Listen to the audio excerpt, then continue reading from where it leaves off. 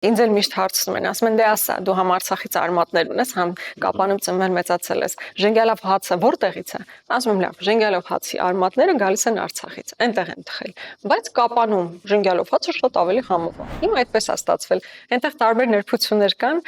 բայց ինձ համար էլ է բնականաբար Կապանի ժենգյալով հացը շատ համով, բայց ընդհանուր սոցիալ-մշակութային,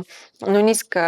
լեռնային միջավայրի, բարբարի, օրինակ Կապանի եւ Ստեփանակերտի բարբառը գրեթե նույնական են, եզակի ինչ-որ բաներով, փոփոխություններով, տարբերություններով, բայց հիմա ինչքան Արցախից մարդ կա, օրինակ Ստեփանակերտից հատկապես մարդիկ բնակվում են Կապանում, իրանց այդ զրուցելիս չես հասկանա, հիմա այդ մարդը Կապանից է, թե Ստեփանակերտից է, որովհետեւ բարբառային ընդհանրություններ կան։ Ոչ մի տարբերություն չկա։ Գրեթե տարբերություն չկա եւ ակցենտի տեսանկյունից եւ բառերի տեսանկյունից, հա, եզակի ինչ-որ բաներ չէր կարող 100% իդենտիկ լինել, որոշակի փոփոխություններ, տարբերություններ կան։ Բայց նկատի ունեմ եւ բարբառի, եւ մտածողության, եւ բնավորության, սոցիալ-մշակութային ընդհանուր միջավայրի տեսանկյունից Սյունիք Արցախ բավականին նման միջավայրեր էին եւ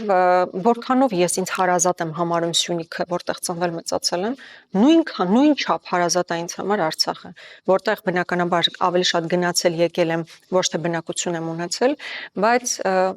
Արցախը իմ մի մասն է, իմ պապերի մի մասն է, այսինքն իմ տատը այնքան պատմություններ է պատմել Արցախից, Մարտունի շրջանից էին, այնքան պատմություններ նաև Շուշի, որտեղ սովորել է եւ այլն, այսինքն դա իմ մի մասն է, որի կրողն եմ ես մինչեւ հիմա եւ ինչպես ասում են, մարդն անասունից իր հիշողությամբ է տարբերվում ու պետքա թույլ չտալ, որ այս անասնացման գործընթացը, որ այս իշխանությունները փորձում են տանել, տեղ հասնի, ինչքան ես հիշողություն եմ Արցախից,